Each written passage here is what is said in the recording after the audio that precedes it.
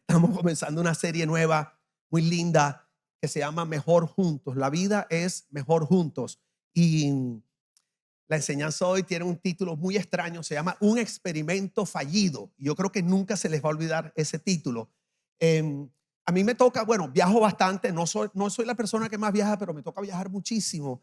Y se han dado cuenta que a mí me gusta mucho hablar con la gente. Yo siempre conecto con los meseros en el avión con el que va al lado, aunque el otro día tenía un cansancio del avión y me tocó un man que hablaba, que yo decía, Dios mío, y yo me ponía los audífonos y el man no entendía los dobles mensajes y yo decía, yo hacía, ay, pero a mí me gusta conectar con la gente y viajando por muchos lados, hablando con gente de comunidades espirituales, con gente que no pertenece a comunidades espirituales, me encuentro con mucha gente como frustrada eh, y gente frustrados con la vida como si no entendieran el propósito de la vida. Yo creo que cuando tú no entiendes el propósito de la vida, tú te la pasas como una veleta al viento, tú sabes, para donde te lleve la corriente. Y el problema es que hemos aprendido en esta casa que el que vive para resolver no tiene tiempo para construir. Cuando tú no tienes un propósito en la vida, tú lo que te la pasas es solucionando rollos y solucionando chicharrones, como decimos en Barranquilla, Colombia. O sea, y inclusive financieramente, con esto pagas acá, con la tarjeta cubres aquí. Entonces, cuando vienes a ver, miras, no tienes nada. Entonces, es como que la gente anda divagando, dejándose llevar por donde la vida, los sentimientos, las emociones los lleven sin conocer su propósito. Es importante tener propósito. La vida habla de la importancia de tener visión y propósito. La Biblia dice que donde hay una persona que tiene su propósito claro, esa persona no se pierde, no se refiere a perderse eternamente, se refiere a que es una persona que toma decisiones sabias y que sabe para dónde va. Las mujeres necesitan hombres que saben para dónde van. ¿Sí, mujeres o no? ¿Sí ves? Así es. Sí, porque en esta época hay adolescentes de 45 que no trabajan, pero juegan FIFA todo el día y PlayStation. Pero bueno, cualquier parecido con la realidad es pura coincidencia. Yo sé que aquí no hay nadie así en el nombre de Jesús, ¿ok? Entonces, es importante tener propósito. La pregunta es, ¿cuál es el propósito de la vida? ¿Cuál es el propósito? Y yo creo que eso depende a quién tú le preguntes. Por ejemplo, si tú le preguntas a los sociólogos, ¿verdad? A aquellos que son parte de lo que llaman las ciencias sociales. Las ciencias sociales son las que estudian el comportamiento humano, las culturas. Dentro de las ciencias sociales tienes antropología, sociología, por ejemplo, la política, historia, geografía. Si tú le preguntas a la gente que se dedica a las ciencias sociales y tú le dices, ¿cuál es el propósito de la vida? Ellos te dicen que el propósito de la vida es evolucionar. Ese es el propósito. Para ellos es evolucionar. En pocas palabras, el propósito de existir es existir. Existir mejor, pero existir. Es existir por existir. Ellos piensan que el ser humano, entre más adquiera conocimiento, digan conmigo conocimiento. Si ves, entre la tecnología más avance y tecnología, y entre la economía más crezca, di economía. Esas son tres cosas muy grandes para las personas que trabajan en las ciencias sociales.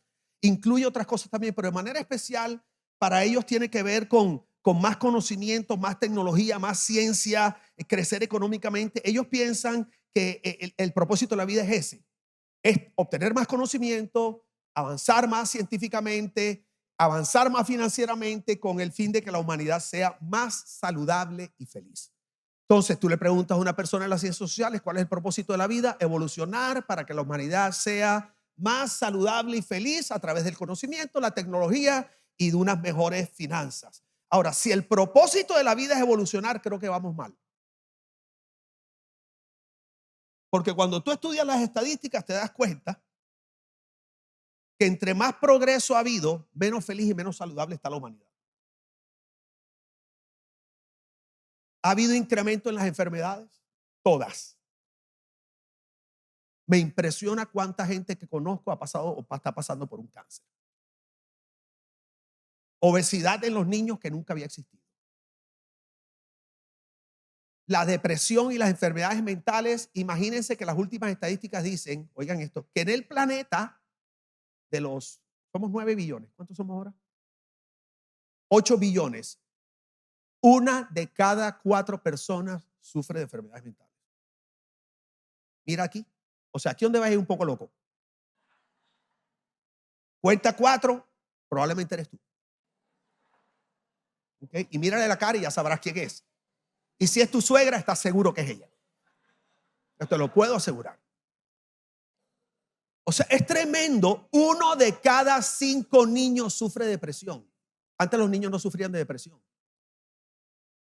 de ansiedad, que Ritalina, que estatera, que eso es una cosa impresionante. Y además de eso, ha habido un aumento de la pobreza y la desigualdad económica terrible. Se calcula, oye esto, se calcula que casi 1 billón de personas, o sea, 1 de cada 8 personas en la tierra vive con menos de $2.15 al día.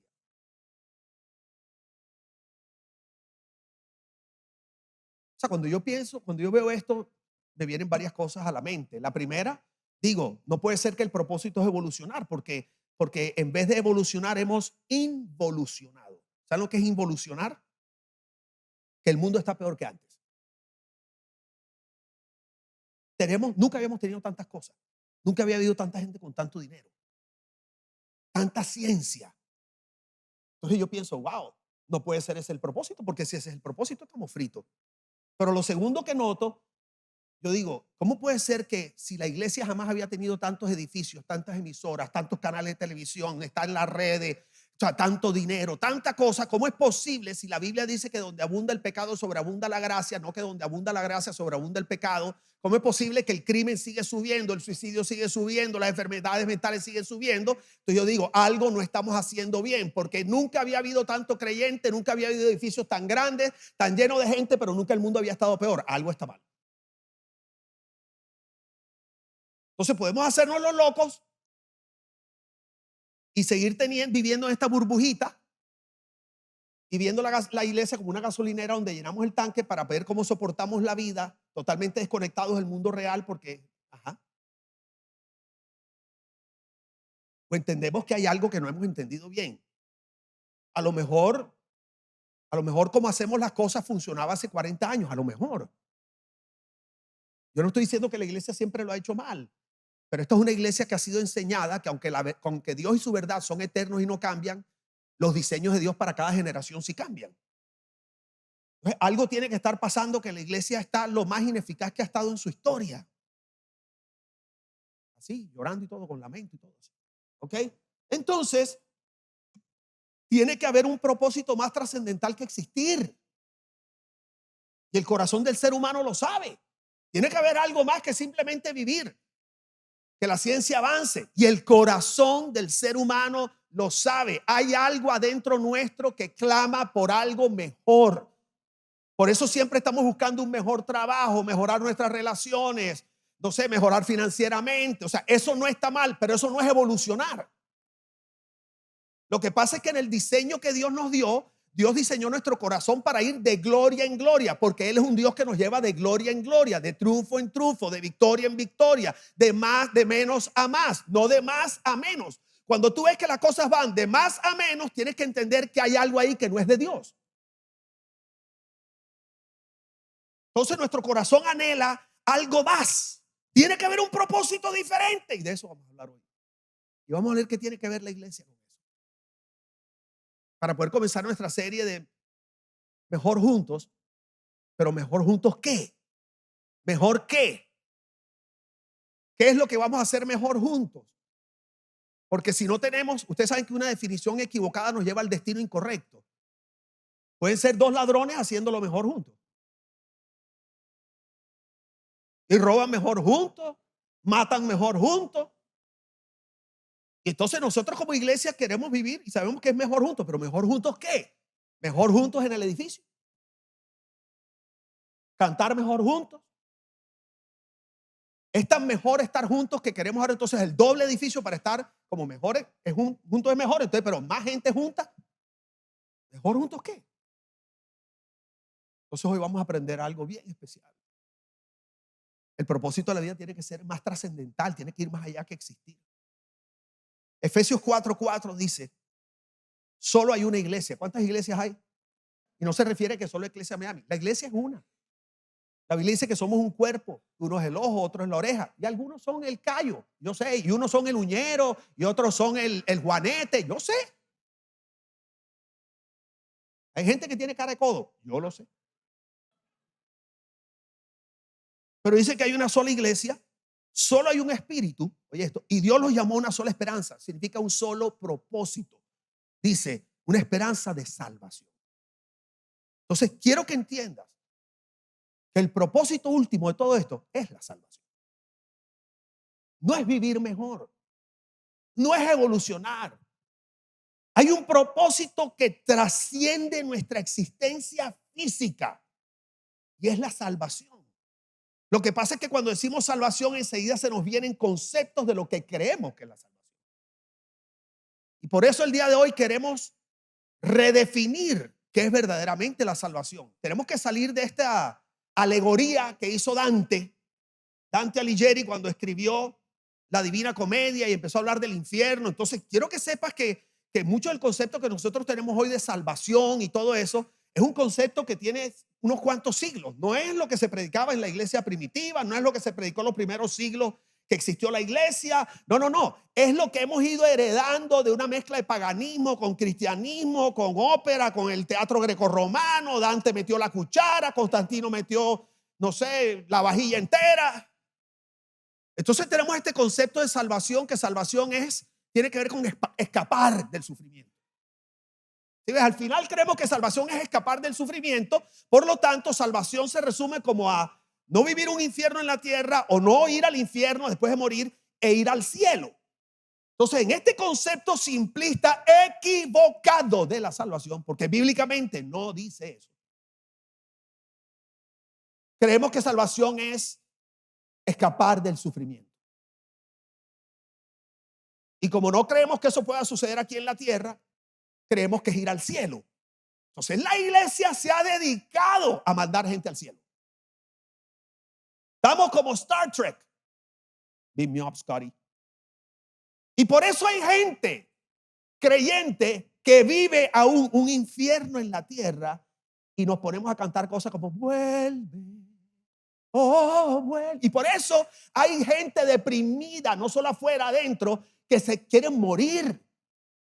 Porque ellos piensan, y yo he estado ahí porque yo sé lo que es sufrir de ansiedad y depresión, y yo sé lo que es quererme morir siendo pastor de una iglesia de miles.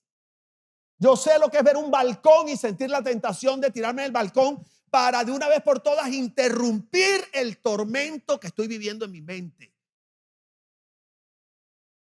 Te sorprendería saber cuántos líderes espirituales sienten eso. Lo que pasa es que no tienen una comunidad donde son libres para decirlo.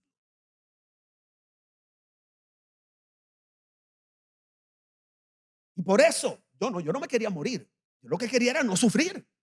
El que le encante sufrir, que levante la mano. Porque hay una iglesia muy buena que se llama Pare de Sufrir. Ok, te la recomiendo. Una pregunta. ¿Por qué tú crees que Pare de Sufrir está tan llena? Con todo y que te venden el mantico de no sé qué cosa, el pañuelo de no sé qué cosa, la rosa de Sarón, el agüita del Jordán, y la gente va ahí y tú sales todos los días como si fueras a Aldi. Tú sabes, sales lleno de vaina.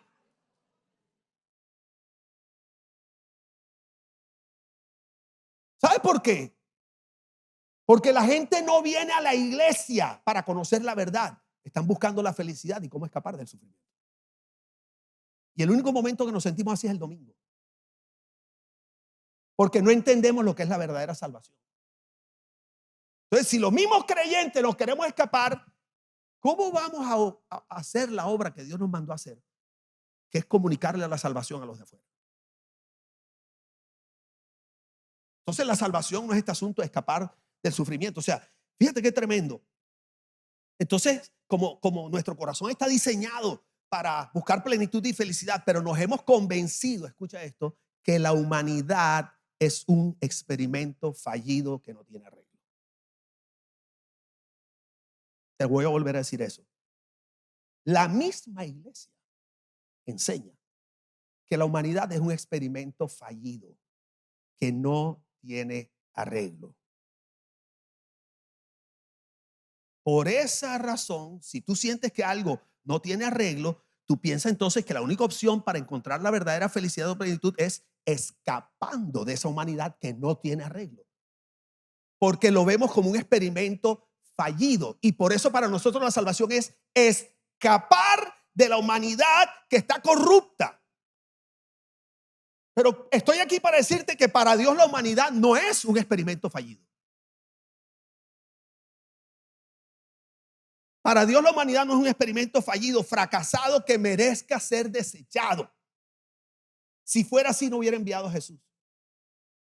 Porque Jesús no vino a salvarnos de la humanidad, Jesús vino a salvar a la humanidad.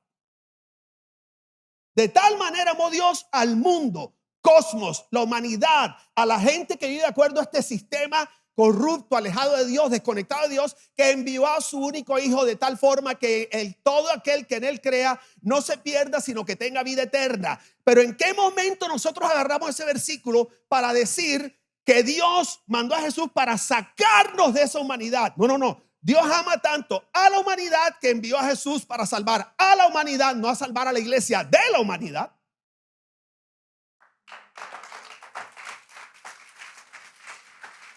La iglesia no es la embajada terrenal donde los cristianos podemos escapar de la humanidad y mantenernos a salvo hasta que nos muramos. Eso no estaba ahí, pero eso está para Twitter. Bueno, perdón, para X o para Threads.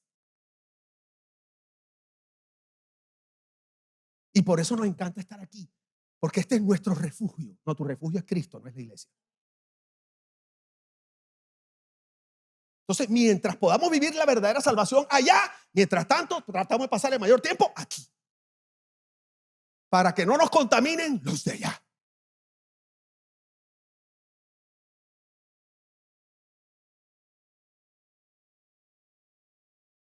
La salvación no es algo reservado para después de la muerte. Quiero volver un momentito. Quiero repetir eso. Para Dios la humanidad no es un intento fracasado ni un experimento fallido. Dios cree en la humanidad. Dios ama a la humanidad. Y Dios quiere salvar a la humanidad. Y la salvación no es escapar del sufrimiento. ¿Qué es la salvación? Bueno, la salvación no es algo que está reservado para después de la muerte.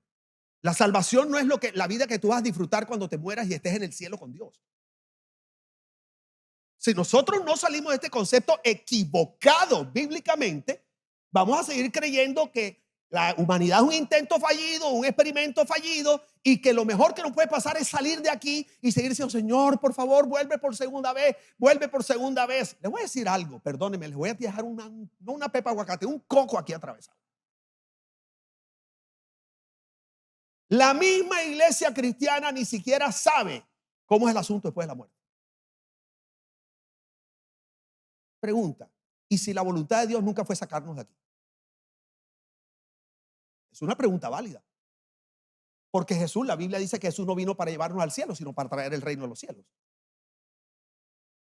¿Qué tal si nosotros estamos planeando y haciendo iglesia con el fin de ver cómo nos llevamos a todo el mundo y lo sacamos de aquí? ¿Y qué tal que lo que Dios haya puesto es la iglesia para ver cómo agarra lo de allá y lo trae para acá?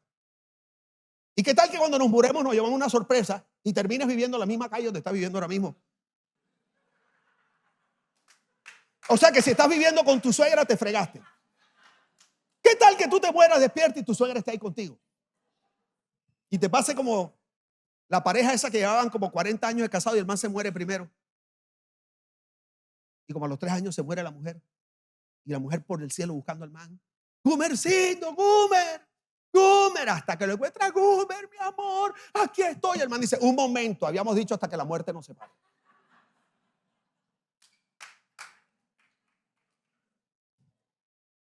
¿Por qué vemos la muerte física como el antes y el después?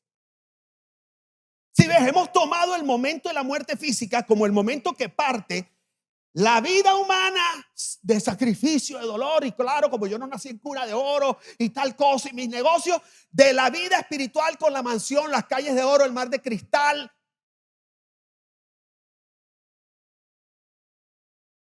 Es un concepto equivocado de la salvación. Porque la realidad es que no sabemos exactamente cómo es el asunto después. Sabemos que es espectacular, pero la Biblia habla de un cielo nuevo y una tierra nueva. Hay cosas que nosotros no sabemos. Entonces, ese propósito, perdón, La salvación no es algo reservado para después de la muerte. Escucha esto, la salvación es una realidad que se empieza a manifestar a partir del momento en que Jesús llega a tu vida. Tu vida no se parte en vida física y vida eterna el día que te mueres. Tu vida se parte en vida física o vida eterna el día que Cristo llega a tu vida.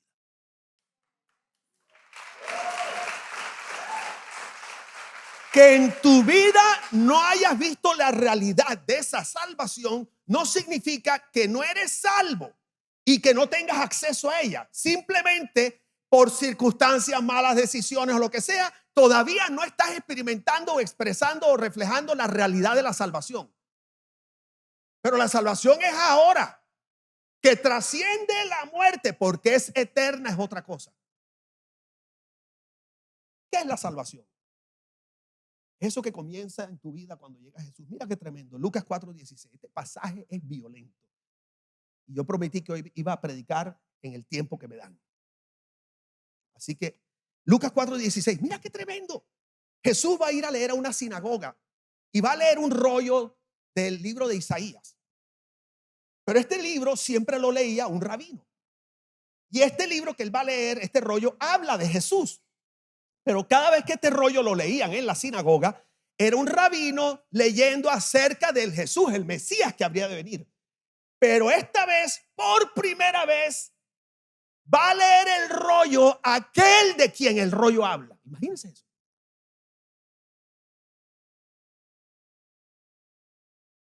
Después volvió a Nazaret, el pueblo donde había crecido. Un sábado, como era su costumbre, fue a la sinagoga. Cuando se levantó a leer, le dieron el libro del profeta Isaías. Jesús lo abrió y leyó: el Espíritu de Dios está sobre mí. Si ves, él no estaba leyendo de alguien, que el Espíritu de Dios estaba sobre alguien. No, el Espíritu de Dios estaba sobre él. Dice, porque me eligió y me envió para dar buenas noticias a los pobres. Y conmigo, buenas noticias a los pobres. ¿Para qué ungieron y enviaron a Jesús? Para dar. Después dice, para anunciar libertad a los prisioneros. ¿Qué más? Para anunciar. Luego dice, para devolverles la vista a los ciegos, para rescatar a los que son maltratados y para anunciar a todos que este es el tiempo que Dios eligió para darnos salvación. Jesús cerró el libro. Imagínense el impacto. O sea, imagínense si yo estoy predicando aquí y ustedes sienten algo tan rico y dicen, ay, a mí se me paran los pelos del león. Imagínate si tú estás aquí y de pronto te erizas y dices, ay, qué rico. Tú sentiste, cayó alguna presencia aquí tremendo, no sé, me dice los pelitos del cuello. Imagínate la atmósfera cuando Jesús leyó eso. Dice, Jesús cerró el libro, lo devolvió al encargado y se sentó. Todos los que estaban en la sinagoga se quedaron mirando. Entonces Jesús les dijo, hoy se ha cumplido ante ustedes esto que he leído.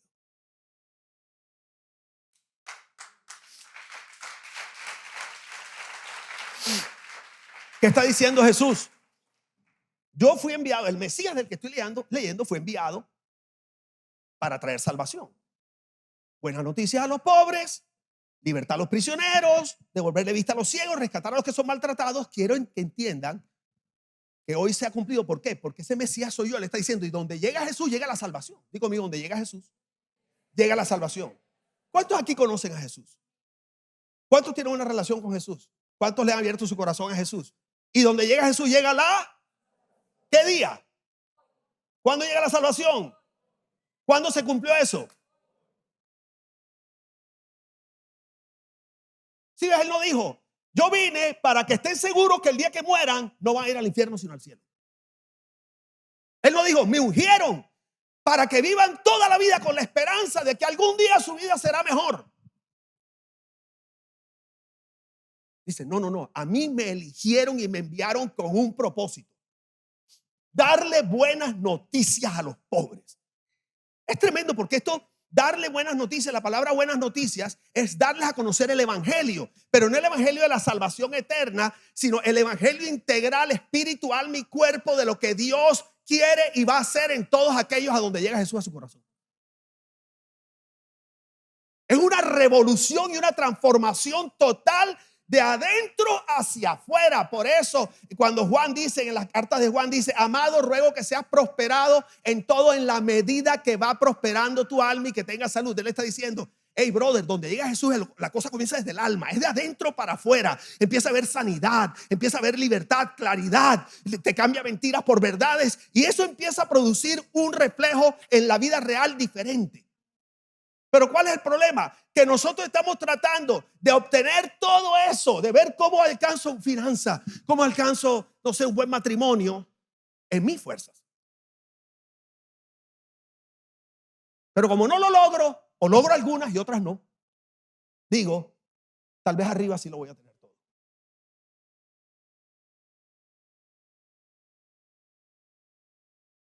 Está como una musiquita africana, me sentí como en Animal Kingdom de pronto. Oh, ven, ven. Dar buenas noticias a los pobres es dar a conocer el evangelio integral. Y la palabra pobre es la palabra mendigo, pobre, menospreciado. Esta es la imagen literal de la Biblia cuando habla de un pobre. En el contexto, tú vas al original y dice persona que está agachada, desamparada, como pidiendo limosna. Dice Jesús, yo vine a darle buenas noticias a ellos. Una pregunta. Imagínate que este man, ¿cuántos años tú crees que tenga esa persona? 35. Qué exactitud, Lina. Imagínate que yo llegue aquí donde esta persona y le digo, te tengo una buena noticia. Cuando te mueras a los 80, ya no vas a ser pobre. Te tengo una buena noticia. Nada más te quedan 45, 50 años, 55 años de pobreza.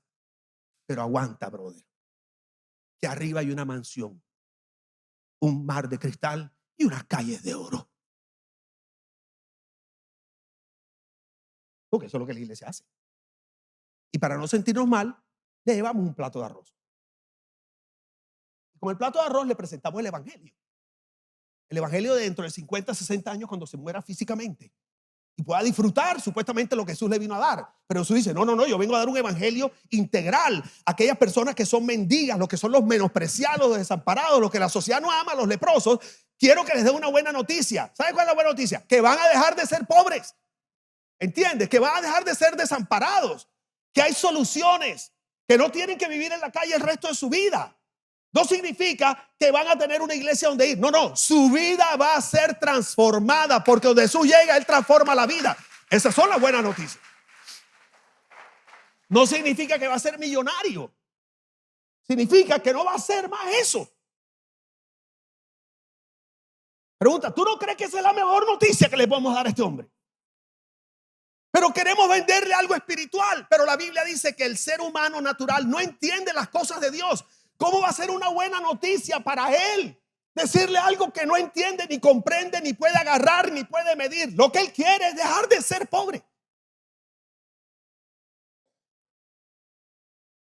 Anunciar la libertad a los prisioneros. Sí, esa es la salvación. La salvación es dar buenas noticias al pobre. Anunciar la libertad a los prisioneros. Anunciar la libertad significa proclamar la verdad divina del perdón, la libertad y la remisión. ¿Qué significa? Yo vengo a las personas que están prisioneras y les vengo a decir que ya su perdón ya lo tienen, que el pago por lo que aquello que los tiene prisioneros ya fue dado. O sea, no tienen deuda, son libres. Pero escucha esto. La palabra prisionero, me impresionó. Significa prisionero de guerra, una persona que está cautiva del pecado, de hábitos destructivos, adicciones, enfermedades mentales, emociones destructivas. Porque tú puedes estar, yo conozco gente que está preso en una cárcel y es más libre que tú.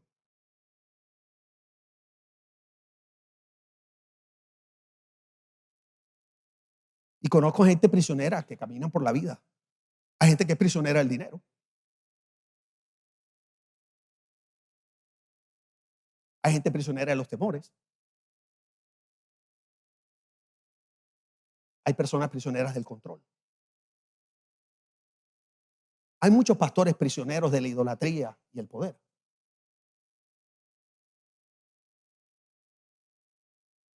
Jesús dice, tú no tienes que seguir prisionero de la depresión. Ay, pastor, yo creo que yo voy a hacer así el resto de mi vida. Donde llega Jesús, eso se puede quebrantar. porque lo ungieron para eso. Pero no solamente que llegue, sino Él llega y Él hace cosas donde Él llega, donde Jesús llega, las cosas pasan. No solamente llegar, porque si fuera solamente llegar, no habría ningún creyente ni divorciado, ni deprimido, ni con ataques de pánico, ni con problemas financieros. O sea, todo cambiaría el día que Jesús, digamos, que físicamente llega a tu vida. Llegar es más que eso. Llegar es cuando su verdad penetra en áreas de oscuridad de tu vida. O sea, llega Jesús, no es simplemente que llegue Él, es que llega su amor, es que llega su verdad. Por eso dice en Juan 8, 31 y 32, donde dice, ¿verdad? Que el que permanece en su palabra, o sea, el que se mantiene viviendo en esa verdad, dice, conocerá la verdad y la verdad te hará. No solamente es conocer a Jesús la persona, es conocer a Jesús el sanador, conocer a Jesús el libertador, conocer. Porque la gente dice, ¿cuántos quieren conocer a Dios el proveedor, Jehová Jireh? Levanta la mano para ver. Nadie quiere conocer. ¿Cuántos quieren conocer a Dios el que provee sobrenaturalmente? Pregunta, ¿y dónde crees que lo vas a conocer? En la riqueza. En algún momento tú ya te tienes que estar comiendo un cable pelado para poder ver a Jehová Jireh. En algún momento. ¿Cómo vas a conocer a Jehová Rafa, tu sanador? Ay, no sé, pastor, prefiero conocerlo con mi suegra.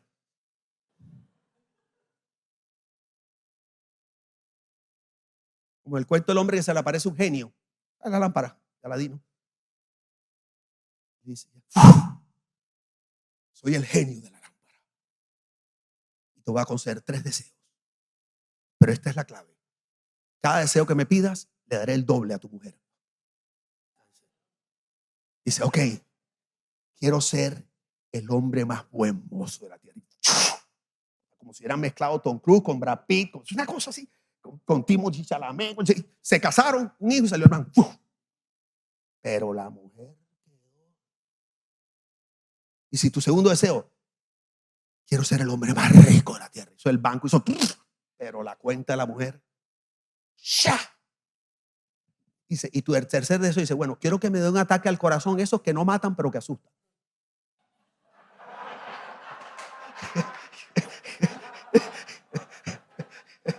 Y a la mujer el doble, pacatá.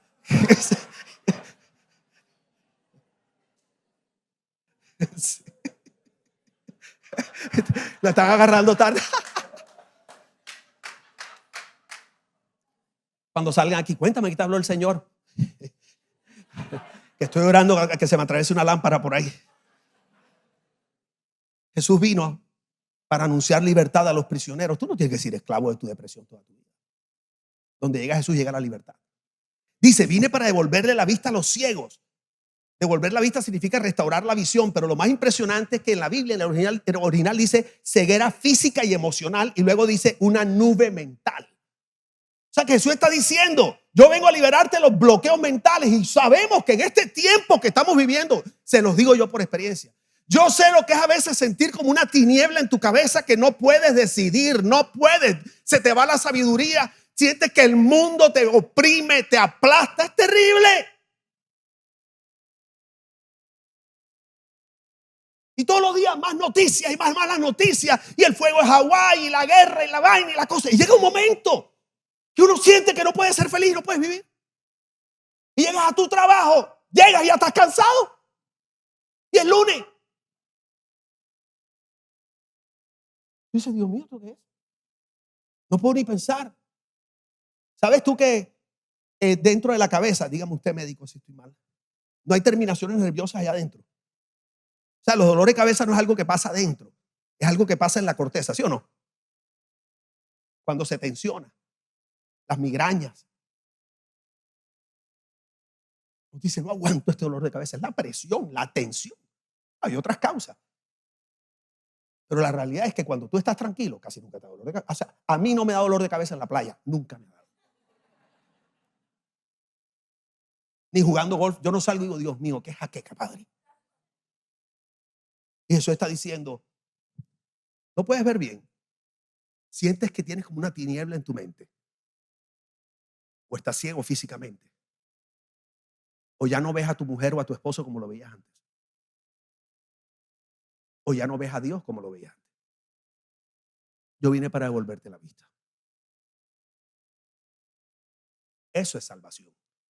No es para cuando te mueras, es cuando Jesús llega. ¿Cuándo es? Hoy. Entonces luego dice, yo vine a rescatar a los que son maltratados. La palabra rescatar es desatar, Oye, esto tan violento. Maltratados significa quebrados en pedazos, pulverizados, aplastados y oprimidos. Y eso está diciendo, yo vine a rescatar a la gente que está aplastada por la vida, por las crisis, por el sufrimiento, pulverizados, oprimidos. Yo vine a rescatarlos, pero la palabra rescatar significa desencadenar y lanzar a su destino. Me parece tan tremendo que la Biblia sea tan contundente que cuando habla de rescatar, no habla simplemente de sacarte del hoyo donde te encontró, sino, mira qué tremendo, estaba viendo una serie, estoy viendo una serie, bueno, ya se acabó, que se llama The Lincoln Lawyer. ¿Alguien sabe esto de Lincoln Lawyer? Entonces, muestran uno de los capítulos donde, no me acuerdo cómo que se llama el man que monta moto, que le investiga las vainas. Cisco. ¿Quién dijo Cisco? Está bien. Siempre en el espíritu, man. Siempre. ¿Ya visto? Por eso, ya tú sabes. Nosotros siempre conectados ahí en las cosas del Señor. Y entonces, Cisco va a rescatar a un man de la cárcel. O sea, que el tipo va a salir, se acabó la condena. Entonces el tipo de la cárcel sale, pero al mismo tiempo salen varios presos, como que era un día que salían. Cuando salen, Cisco le tiene una moto al otro, porque ellos montaban moto. Entonces tú ves que estos manes se montan en la moto, hay otros que salen que una familia los está esperando y hay otros que salen que no tienen nadie.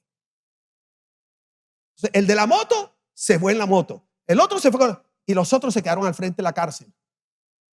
Y a veces creemos que eso es lo que Jesús vino a hacer. A sacarte de la cárcel, pero dejarte ahí flotando en la vida. No, Jesús tiene el convertible abajo, afuera esperando. Si ves, Él tiene lo que tú necesitas para triunfar en la vida. Él no solamente te saca de la opresión, de ese aplastamiento, de estar pulverizado y quebrado en pedazos. Él te dice, no, eso no es rescatar, eso simplemente es sacar. No, yo te saco, te maduro, te sano, te libero y te lanzo a la vida de éxito.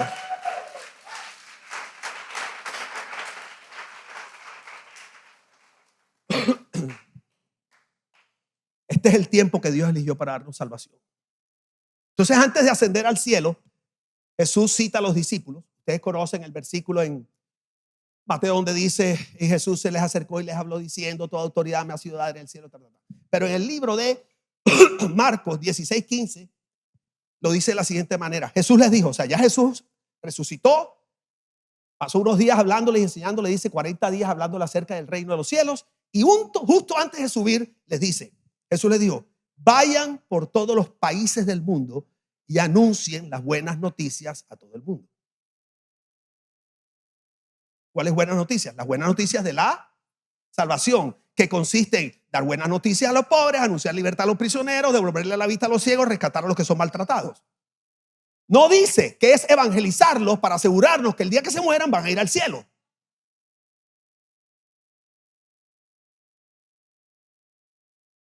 Por eso nos basta estar aquí el domingo. Porque tú quieres es que tu familia o tu amigo vaya al cielo. Que el día que se muera no vaya al infierno, porque ese es el concepto de tenemos salvación. Entonces tú lo traes aquí porque aquí el pastor al final va a hacer el llamado. Y resulta que llegaste a una iglesia donde una vez de cada 2 veces ya hago el llamado. Y la gente me dice, no entiendo por qué no haces el llamado a salvación. Porque yo no... Ay, Dios mío, no me quiero adelantar. Casi me engaño a mí mismo. Vamos, te voy a llevar a un lugar donde te van a salvar. Quiero que vayas al lugar donde te van a presentar el evangelio de la salvación para que te asegures que el día que no te vayas sino aunque te queden 70 años de sufrimiento.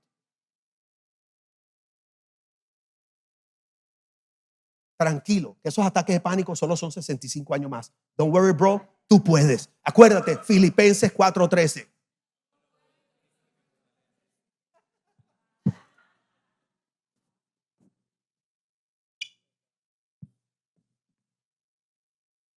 Iglesia Miami, tenemos la responsabilidad de comunicar a las personas que existe un propósito mayor que simplemente existir, respirar o sobrevivir, que deambular por el planeta hasta que llegue la muerte que nos va a liberar.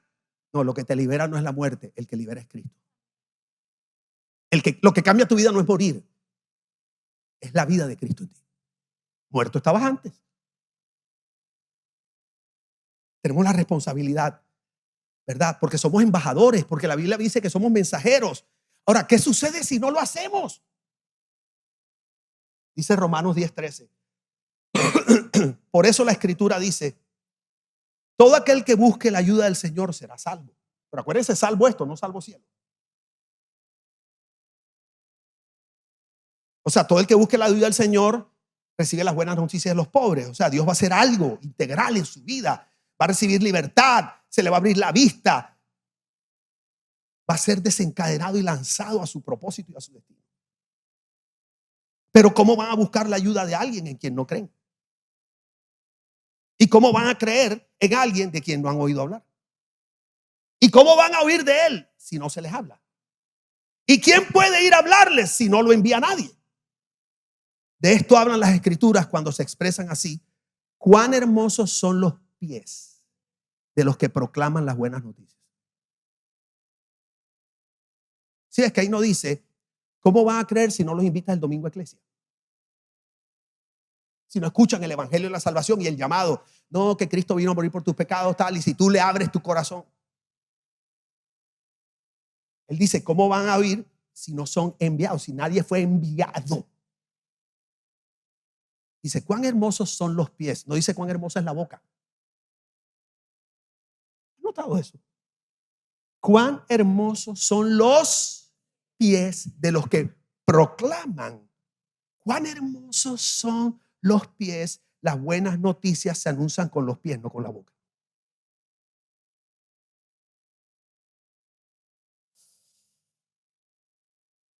¿Qué mensaje están comunicando nuestros pies? ¿Estamos comunicando el mensaje de escapar del infierno y del sufrimiento? ¿O estamos anunciando el mensaje de correr hacia la salvación, que es Cristo, e ir al mundo a anunciar eso? O sea, ¿hacia qué dirección están corriendo nuestros pies? Si ves, ¿qué anuncio están haciendo nuestros pies? ¿Escapa o proclama? ¿Escapa o proclama?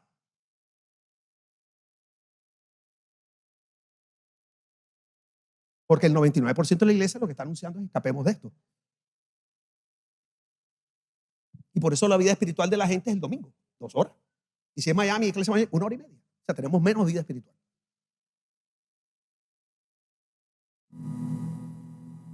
Ya como dice 1 Juan 1:1, qué lindo esto.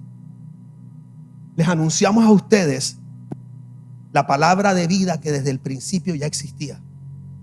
Nosotros mismos la oímos, la vimos con nuestros propios ojos y la palpamos con nuestras manos. Quiero que notes que la salvación no solo se oye, se ve y se palpa. Y dice, esa vida que estaba con el Padre se ha dado a conocer. Y nosotros que la experimentamos, hemos testificado de ella. La predicamos a ustedes para que junto con nosotros participen también de la comunión que disfrutamos con el Padre y con Jesucristo su Hijo. Les escribimos esto para que nuestra alegría sea completa. Así, donde llega la salvación hay alegría. No es una esperanza de seguir deprimido por 45 años hasta que seas libre de la depresión. Si ves, es una experiencia. O sea, yo te estoy diciendo, yo experimenté la vida real de Jesús y ahora te la estoy predicando. No te la estoy predicando con la boca, te la estoy predicando con mi vida y a donde me lleven mis pies, porque el evangelio de salvación no se comunica con la boca, se comunica con los pies.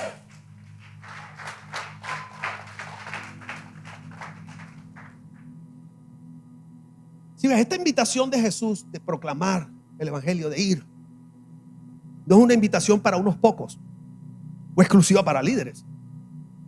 Este es un llamado para todos sus hijos. Es un llamado para Iglesia Miami. Dice, este es el último pasaje, Efesios 4:15 dice, en cambio, dice Pablo, hablaremos la verdad con amor y así creceremos en todo sentido hasta parecernos más y más. Si ves que la salvación no es ir al cielo, sino parecerte más a Cristo. Pero dice, déjeme ese pasaje, por eso dice Pablo en Romanos 8:28. Dice, sabemos que para los que aman a Dios, todas las cosas ayudan para bien. Esto es lo que conforme a su propósito han sido llamados, el ser hechos conforme a la imagen de su Hijo. Entre más tú aprendes a pensar como Jesús piensa, y más conoces al Hijo, su obra, y esa obra va impartiéndose más en tu mente, entre más tu ser espiritual va influyendo en tu mente, la manera de pensar influyendo en tu manera de pensar, o sea, entre más conoces al Hijo, más se manifiesta la vida del Hijo y más se manifiesta la salvación. La salvación no es algo que se habla, la salvación es algo que se vive. Por eso tenemos un versículo tan equivocado en la iglesia.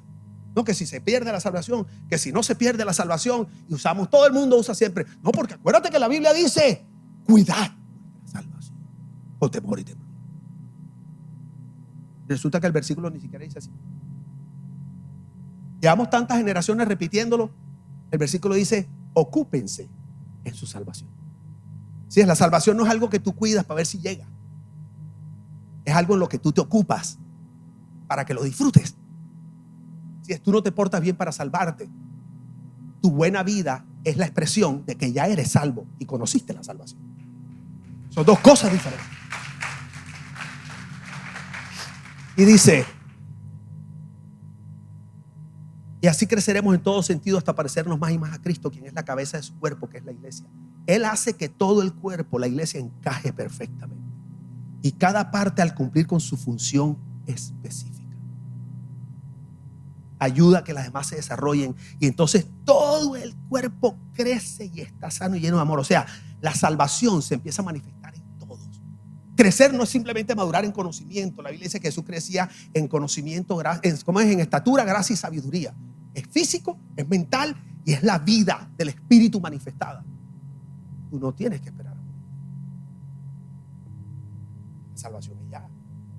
Tú no tienes que seguir preso de la depresión, de los ataques de pánico. Y yo no te estoy diciendo que no tomes pastillas. Yo he tomado pastillas para la ansiedad. ¿Sabes por qué? Porque a veces la fe no me ha dado para no tomar pastillas. Esa es la realidad. Porque a veces me la he tirado del machito y resulta que emocionalmente estoy tan mal porque el espíritu y el alma se unen. Y a veces tú sientes tanto tormento en el cuerpo y en el alma que no puedes luchar contra eso solo. Y yo he tomado pastillas por temporada, me he estabilizado y luego siento que ya puedo en la fe, pero necesito ayuda. Así como la Biblia dice que para el tiempo de angustia nace el hermano, y así como tú necesitas a alguien que te levante cuando tú no puedes, a veces yo he necesitado a alguien que me levante por dentro porque yo no puedo. Esa es la realidad. Sí, es fácil, no me siento culpable. Toma pastillas para el azúcar, toma pastillas para la hipertensión, pero para la depresión no, porque eso es falta de fe. ¿Qué evangelio de salvación tan distorsionado tiene la iglesia? Estamos comenzando esta serie. Mejor juntos. ¿Mejor juntos qué? Mejor juntos hacer iglesia y ser esos embajadores que manifiestan esa salvación. Eso es mejor hacerlo juntos. Eso no es del pastor, no es el llamado al final de una experiencia. La música y la adoración no la hace él. Todos ellos ministran para que ustedes adoren al Señor. Es mejor juntos. Esto hay que hacerlo juntos. Vamos a colocarlo de pie.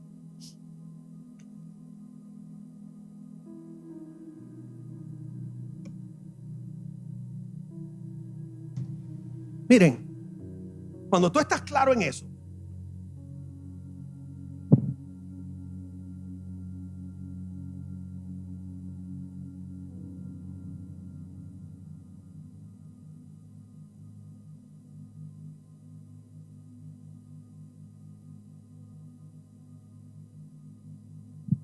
tú entiendes el propósito. Tú estás tan claro de hacia dónde vas que no importa cuán peluda se ponga la situación. Tú dices, yo voy para adelante con todo. Eso es lo que nos ha llevado a mi esposa a cambiar todo, a volvernos a poner aquí, pensar hacia dónde vamos. Por eso es que yo les digo, no, yo desistí de seguir construyendo templos. Porque la salvación no se manifiesta en templos humanos, en edificios hechos por hombres. No, eso no es la salvación. Eso es una reunión. Es rico adorar, esto es bueno. La Biblia dice que no debemos congregarnos. Pero quiero que sepa, aquí no se manifiesta la salvación. Por eso yo desistí de seguir construyendo edificios cada vez más grandes para seguir viendo cómo acumulamos gente salva, pero deprimida. Por eso yo sueño con esos centros comunitarios. Por eso yo sueño con esos campos deportivos, con gimnasios, con lugares donde los muchachos puedan hacer sus tareas, tutoría, centros de investigación, centros donde podamos sentarnos una persona como este hombre que le encanta hacer preguntas y es más curioso que, mejor dicho, se debería llamar Curious George. Tú sabes, Curious Joseph. Y entonces, él le encanta hacer preguntas, pero él me dice, no tengo pastores con quien hablar. O sea, necesitamos lugares donde la gente pueda hablar sus inquietudes espirituales sin sentirse amenazado. Porque aquí nadie ha dicho nada, porque aquí el único que hablo soy yo. Pero ¿dónde está ese foro? Esa mesa redonda donde la gente, la nueva generación puede decir, pastor, tengo estas inquietudes. Y que el pastor no se sienta que es una generación rebelde que está cuestionando. Porque seamos honestos, nadie conoce toda la verdad. Porque es mejor juntos buscar esa verdad.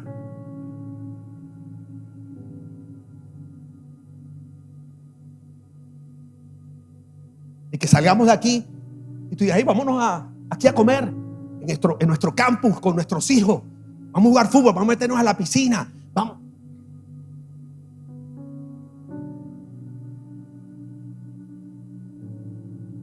Tiene algo tremendo, iglesia. Le dije que estamos construyendo una iglesia diferente. No existe. Porque queremos expresar la salvación. Queremos que la gente que ni son creyentes vengan. Pero es más fácil que vengan a la piscina que aquí. A jugar fútbol o béisbol o tenis que aquí. Este es el último lugar donde van a llegar. Si ven, la pregunta no es si llegan aquí. La pregunta es si van a conocer la salvación.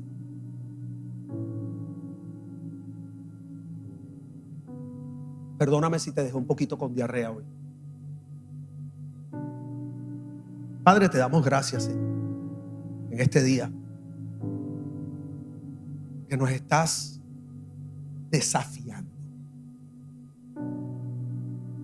a romper moldes y estructuras. Nos estás desafiando a salir de esos marcos que nos hacen sentir seguros, donde tenemos todo bajo control. Nos estás desafiando a abrir el espectro, Señor, a abrir nuestros brazos, ampliar el lugar de nuestro corazón para que puedan entrar aquellos que nunca irían a un edificio de una iglesia, Señor.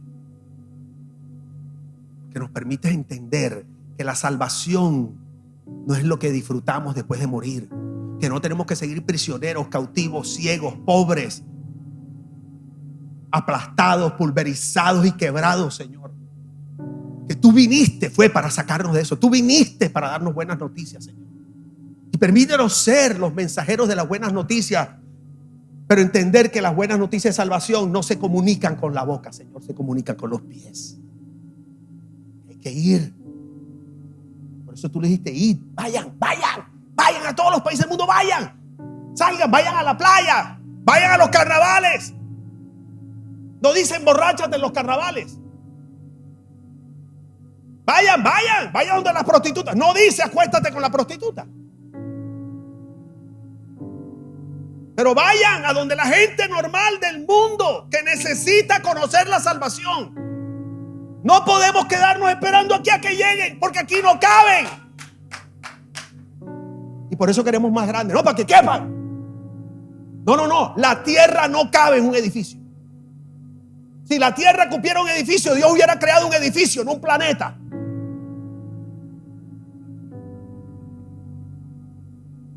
Pero como creemos que salvación es salvar de la humanidad, no a la humanidad. Padre, gracias, Señor, te damos en esta tarde, mi Dios. Tú eres bueno. Tú enviaste a Jesús porque nos amas, porque anhelas vernos libres, sanos, exitosos, felices, plenos. Y no solo a nosotros, a la humanidad. Tú amas a la humanidad. No dice de tal manera amó Dios a la iglesia, dice de tal manera amó Dios al mundo, a la humanidad, Señor. Permítanos entender que la humanidad no es un experimento fallido, Señor. Tú no lo ves así. Tú diste la vida de tu Hijo para salvar a esa humanidad y rescatar esa humanidad y restaurar esa humanidad y restituir a la humanidad, Señor. Tú no has desechado a la humanidad, Padre. Perdónanos si nosotros como iglesia hemos desechado la humanidad.